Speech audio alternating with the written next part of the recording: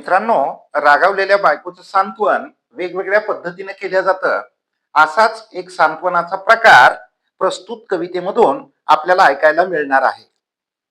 कवितेचं शीर्षक आहे रागावलेली बायको. घर आहे तुझं आणि माझं, आवरावं लागेल दोघांना. आलं संकट काहीतरी, सावरावं लागेल दोघांना. नाही म्हणता येणार कुणालाच, हे माझं काम नाही. तुझं तूच पहा, त्याला काही पर्याय नाही.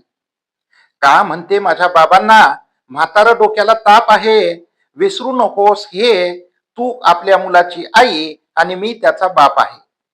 घेतली ना जबाबदारी आपण त्या दिवशी सर्वांसमक्ष, ती पूर्ण करण्यासाठीच सदैव असावे लागेल दक्ष. नव्हता तो नुसता देखावा, त्या सप्तपदीला होता एक अर्थ. नाही पाळला आपण तो तर, बाबांनी केलेला खर्च जाईल ना ग व्यर्थ. 4 दिवसांच तर जीवन, त्यात कशाला भांडायचं. तू चिडली तर मी, आणि मी चिडलो तर तू मला आवरायचं. अगं नको करूस डोळे मोठे, ठेवून देते लाटणं. साहजिकच आहे हे, फक्त मी तुलाच सांगतोय असं तुला वाटणं.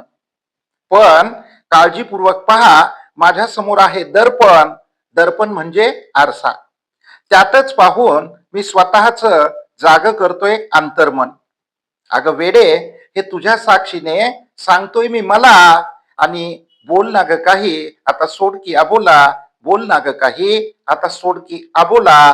जर तुम्हाला कविता आवडली तर व्हिडिओला लाईक करायला विसरू नका. चॅनलला सबस्क्राईब करून बेल आयकॉन प्रेस करायला सुद्धा विसरू नका. धन्यवाद.